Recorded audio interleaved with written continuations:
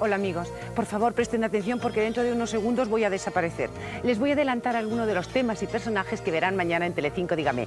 Un matador de toros que también desaparece y aparece, Paco Ojeda. Rafita Snow y Tifón desaparecen pero cuando llega la policía. Y son los reyes del graffiti, decoran gratis las paredes de la ciudad. Conocerán en persona el próximo galán de película de Isabel Pantoja, Manuel Bandera. ¿Quieren ser millonarios? Pues Carlos Dávila ha escrito un libro y mañana les contará cómo conseguirlo. La moda de Jordi Cuesta, la magia blanca de Isabel Borondo, las actuaciones musicales de Giovanotti y Family Facts. Y hasta mañana a la 1 en punto de la tarde les espero en Telecinco, dígame.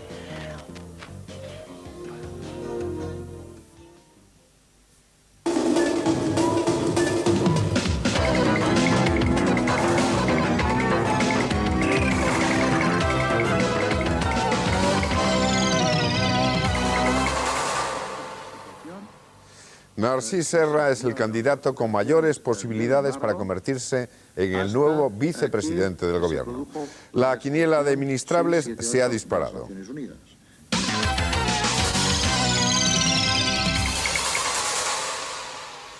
Buenas noches. Entre hoy y mañana, Felipe González ha agradecido hoy a sus ministros los servicios prestados.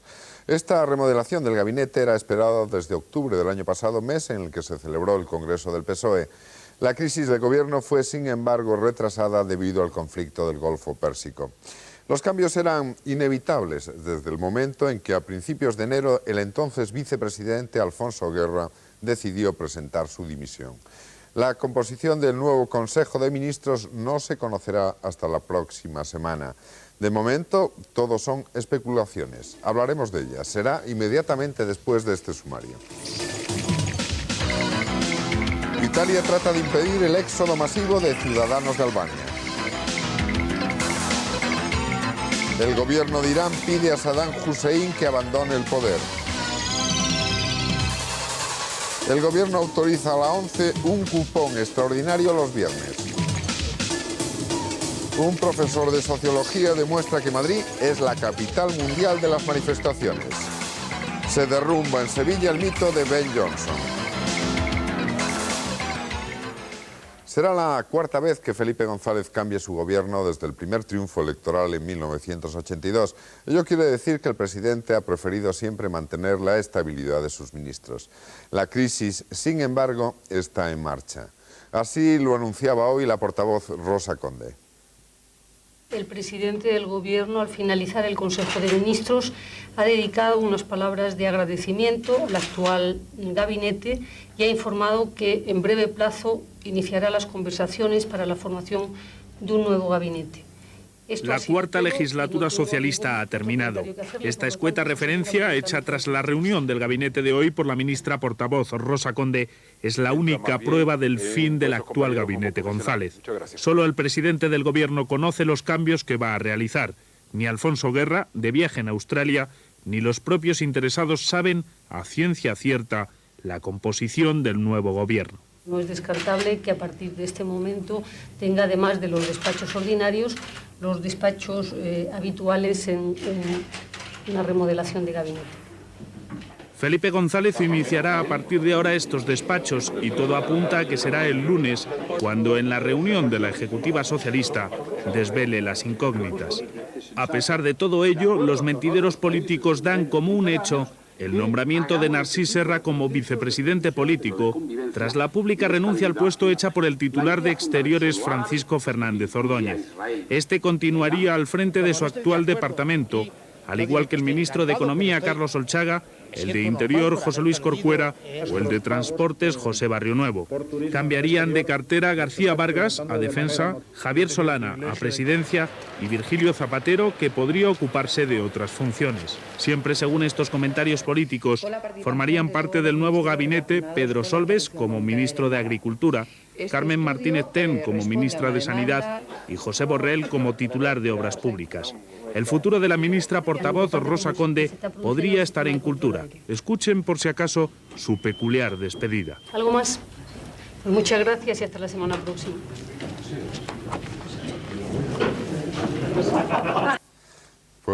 Pues con estos datos está claro que las fuentes generalmente bien informadas no han parado de proporcionar listas durante todo el día. Lo que parece seguro es que solo Felipe González tiene la clave. Lo demás se denomina como un término de juego de azar, la quiniela, Andrés Aberasturi.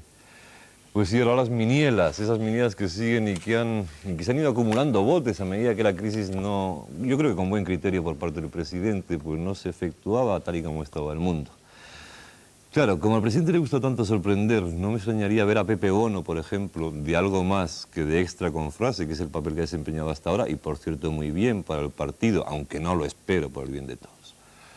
Los personajes claves parece que están tranquilos y eso nunca se sabe si es bueno o todo lo contrario. Solchaga, por ejemplo. Solchaga, que es la gran figura por su enfrentamiento clarísimo con el exvicepresidente Alfonso Guerra. Pues últimamente está más parlanchín que nunca y metiéndose en unos terrenos ideológicos por los que no ha querido caminar habitualmente. Se supone que esta locuacidad le viene de la fuerza que debe tener, pero también se supone que le viene de todo lo contrario. Mújica lo ha hecho todo no tan mal, sino tan raro, tan sacando las patas del tiesto, que lo lógico es que se fuera, por lo que tiene grandes posibilidades de quedarse. A Corcuera le traiciona el pronto, y yo creo que hasta el lento, ¿no?, con sus relaciones con la prensa y hasta con la oposición. ¿Eso es malo para seguir en un gobierno o es una forma de asegurarse el puesto? Pues tal y como están las cosas, yo creo que sigue. Semprún es un lujo insólito al que le sale el Federico Sánchez que lleva dentro de vez en cuando, aunque sea un tópico, pero es verdad. Y como ahora la casa es común, pues pueden convivir los dos tranquilamente. No solamente Semprún y Federico Sánchez, sino los tres, Semprún, Federico Sánchez y Carrillo, que ya sería algo para ver. Narcís Serra. Serra, después de su pase por defensa, lo lógico es que se dedicara al piano intensamente. Pero o bien porque es catalán, y es una importante baza, o bien porque no hay quien le entienda cuando habla, y eso en política es importantísimo, pues amenaza con ser vicepresidente, que Dios nos ampare. A Fernández Ordóñez lo que habría que hacer es preguntarle sencillamente, ¿y usted, don Francisco, qué quiere? Y naturalmente darse. Hombre, a mí me gustaría, a título particular, que siguiera Matilde Fernández, porque creo en ella, y que siguiera Rosa Conde, porque es el ministro que mejor no informa del gobierno. Y luego está Solana, que si no vienen muy mal dadas, pues seguramente esperará una crisis más propicia para su lanzamiento definitivo. Me imagino que el secreto está en las posibles diferencias de las familias socialistas, aunque como dice mi amiga Dora, se ladran mucho, pero nunca llegan a morderse. Y en ese sentido, el PSOE sigue siendo absolutamente ejemplar. Lo que ya no resulta tan ejemplar es el funcionamiento del aeropuerto de Madrid-Barajas. Varias compañías aéreas han calificado incluso de tercermundista a uno de los aeropuertos más importantes de España. Para hacerse una idea, baste decir que la mitad de los vuelos de hoy han tenido como término medio retrasos de 1 hora. Esta es la situación de caos. Estuvimos en Jerez desde las 3 de la tarde hasta las 9:30 de la noche para llegar a Madrid.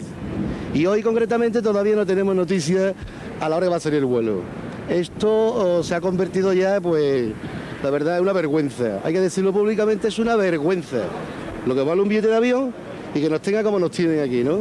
No tiene horario, no te fías de los horarios, los negocios no los puedes atender a 1 hora de vida por culpa de los vuelos. Y entonces, bueno, el remedio tiene que estar en algún sitio. Teníamos el vuelo a la 1. Pero lo han cancelado y nos lo han dado a las 8:30 de la tarde. Estoy esperando a un familiar que viene a un entierro de su madre y tenemos un atraso de 40 minutos y hemos tenido que atrasar el entierro para que venga él y ahora nos vamos a dar cuenta que la van a enterrar sin poder estar aquí él. Estos son algunos de los miles de pasajeros que en los últimos días están sufriendo una media de demora de 6 horas en los vuelos que pensaban realizar con destino u origen en el aeropuerto de Barajas. Una situación que se viene prolongando desde el pasado mes de febrero, mes en el que más del 80% de los vuelos tuvieron retrasos y alrededor del 20% llegaron a ser cancelados. La explicación oficial dada por entonces fue el traslado del centro de control de Paracuellos del Jarama a Torrejón de Ardoz, colapsado este último esos días por el espectacular incremento del tráfico aéreo que experimentó debido a la guerra del Golfo. Este traslado motivó en su momento el envío de 2 escritos de protesta sucesivos al ministro de Transportes y Comunicaciones, José Barrionuevo, por los responsables de todas las líneas aéreas, denunciando las deficiencias que presenta el aeropuerto de Barajas.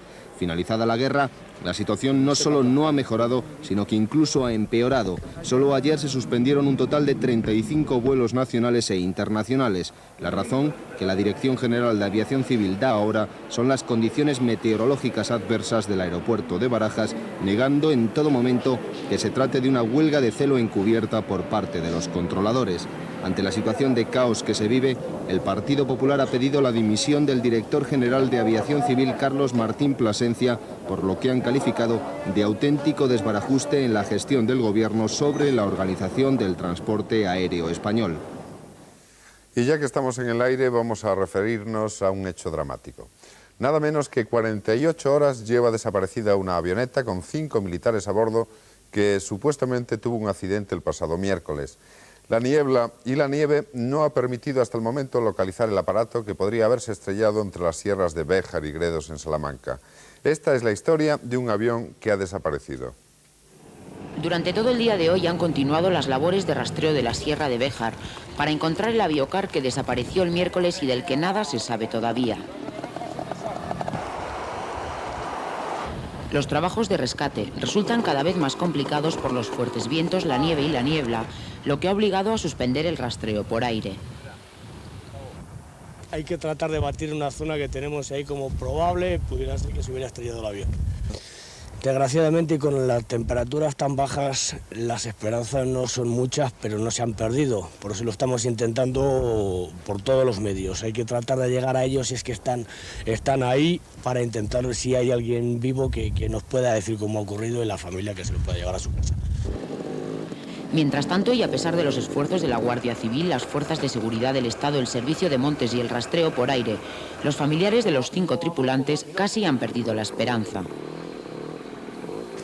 Pues sí, esperamos de que por lo menos den con ellos y a lo mejor haya algo de solución todavía, pero que son muchas horas ya las que van transcurriendo y se van perdiendo un poquito las esperanzas. Hasta el momento varias son las hipótesis que se han barajado, pero la Guardia Civil apunta a que el aviocar se encuentre sepultado por la nieve, lo que hace casi imposible la localización del aparato.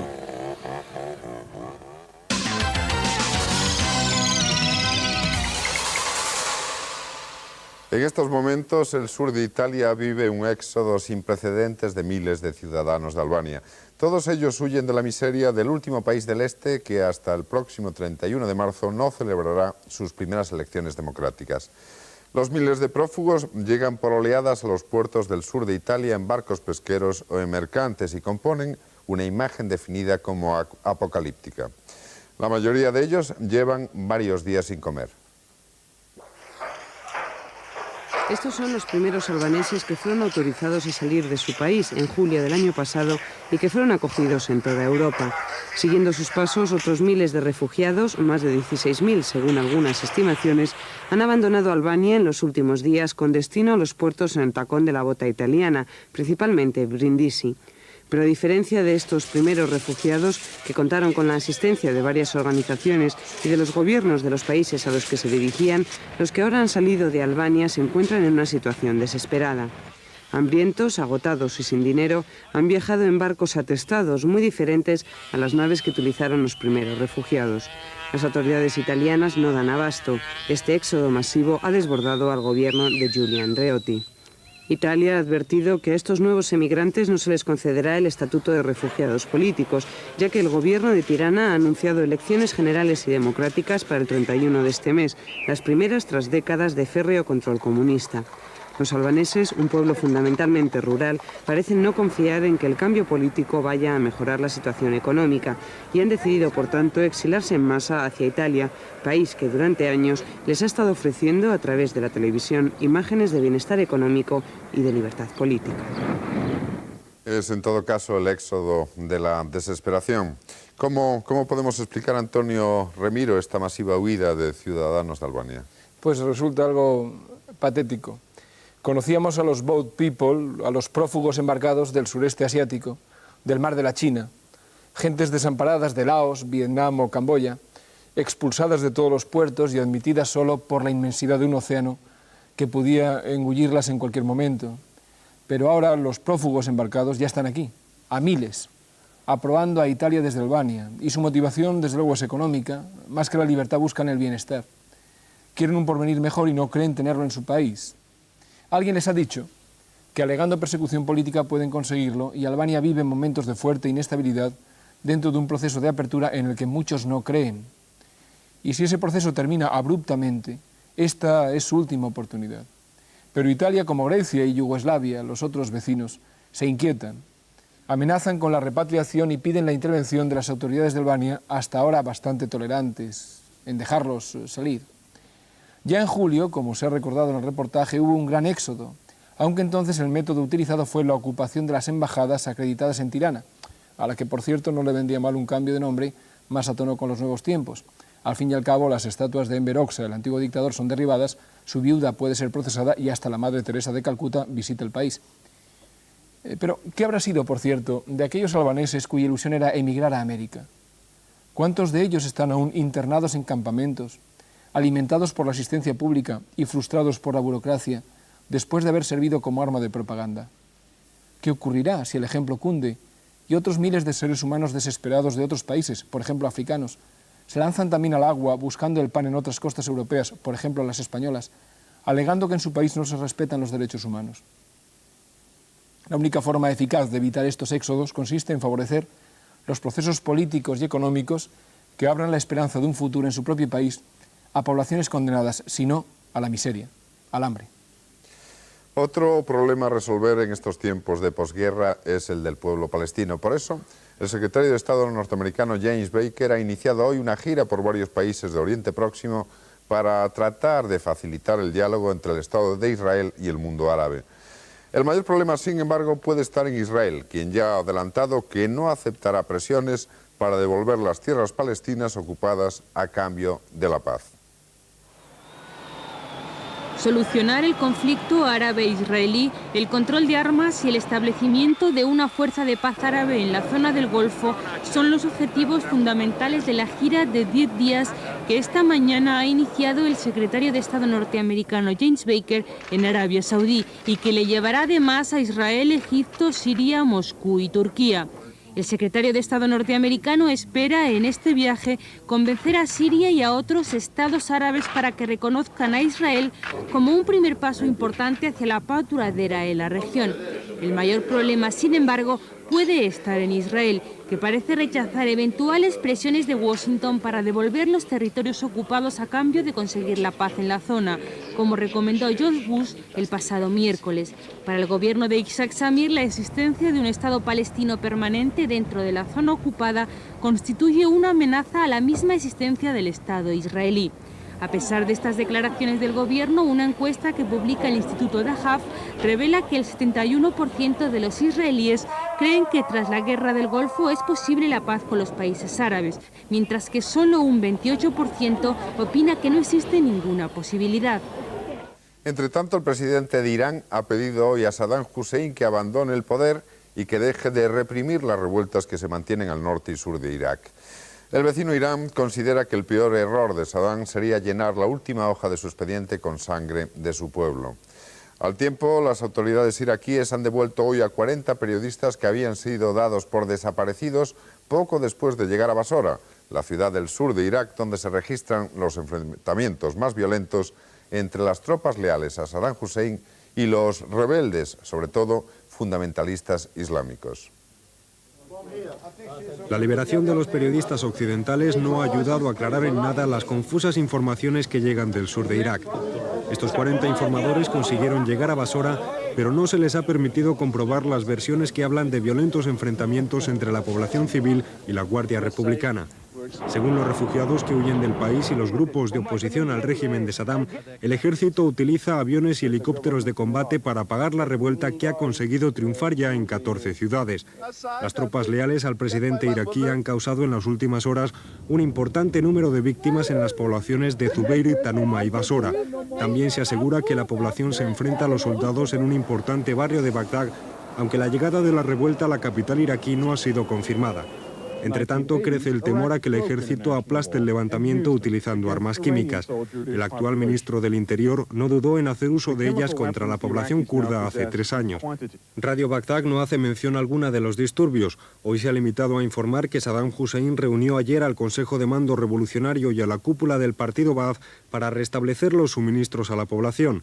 El Consejo de Mando ha ampliado el plazo para los desertores que deseen reintegrarse, impidiendo así que se unan a la revuelta.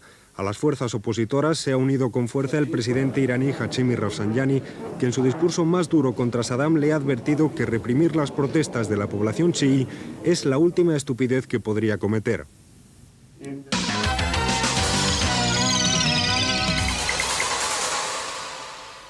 Cínico y demencial. Así califican los partidos democráticos del País Vasco el último comunicado de la banda terrorista ETA. Un comunicado que publicado hoy por el diario Egin reivindicaba el asesinato de un trabajador de la empresa constructora Ferrovial y al tiempo anunciaba su voluntad de no intervenir en el conflicto de la autovía. ETA, como se sabe, asesinó el pasado lunes en Valencia al subdelegado de la empresa Ferrovial. Esta acción, según la banda terrorista, se debió a la responsabilidad e implicación de dicha empresa en la construcción de la autovía entre Guipúzcoa y Navarra. Por eso el PNV ha afirmado hoy que el comunicado de ETA es de una esquizofrenia delirante y que sus argumentos, si se les puede llamar así, se ahogan en la sangre que ellos mismos derraman. A su vez, los partidos navarros consideran que con este comunicado la banda terrorista pretende dar su apoyo a Herri Batasuna en vísperas de unas elecciones autonómicas y municipales. Vamos a hablar ahora de la vivienda, una de las cuestiones que más preocupan a los españoles. La prueba está en que, según la UGT, entre 500.000 y 700.000 personas no han podido todavía ver satisfechas sus necesidades de adquirir una vivienda. El retrato robot del cabeza de familia que busca una casa es esta: 46 años de edad, nivel de estudios más bien bajos y cuya profesión está vinculada con el sector servicios. Este es un edificio abandonado en pleno centro de Madrid y ocupado ahora por familias que tenían una orden de desahucio en sus casas. Es solo un ejemplo de las más de 200.000 viviendas vacías que existen en la capital. Esta familia no pertenece a los llamados ocupas. Se trata simplemente de gentes que padecen el problema de la vivienda en España. Su poder adquisitivo no les permite acceder ni a las nuevas edificaciones ni a los elevados precios de los pisos de alquiler. Y cuando venga la orden judicial no nos han solucionado el darnos una vivienda, aunque sea de alquiler, pero que podamos pagar, una del IBIMA de alquiler, eso sí lo podemos pagar, pues tendríamos que ocupar otro edificio. La solución podría venir de la mano de un plan general de vivienda social. Así al menos lo estima la Asociación Española de Promotores de Viviendas, que solicita del MOPU la construcción de 600.000 pisos de protección oficial cada 4 años para paliar la creciente demanda.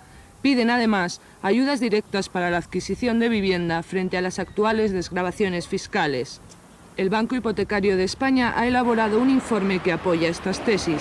El sector, dicen, se enfrenta a un exceso de oferta de segunda vivienda con un precio medio de 20 millones de pesetas frente a una elevada demanda de casas entre 5 y 15 millones. El estudio prevé que durante esta década se solicitarán unas 300.000 viviendas anuales en España, a la vez que más de 170.000 hogares serán abandonados cada año. Ya lo han oído, cientos de viviendas sin habitar y cientos de ciudadanos que tratan de adquirir una. No parece ser, además, Carmen Tomás, un problema que se vaya a arreglar a medio plazo. Decir que el problema de la vivienda en España es acuciante, pues ya sé que no es decir nada nuevo, ni nada que muchos de ustedes no sufran en sus carnes, pero creo que el tema merece la denuncia permanente. Hay un dato publicado por FEDEA que a mí me parece terrible, sobre todo a estas alturas, y es que el 90% de las personas que demandan una vivienda están dentro del límite fijado por el gobierno para acceder a una vivienda de protección oficial. Es decir, que ganan menos de 2,5 veces 50.000 pesetas. Económico y mucho de la construcción.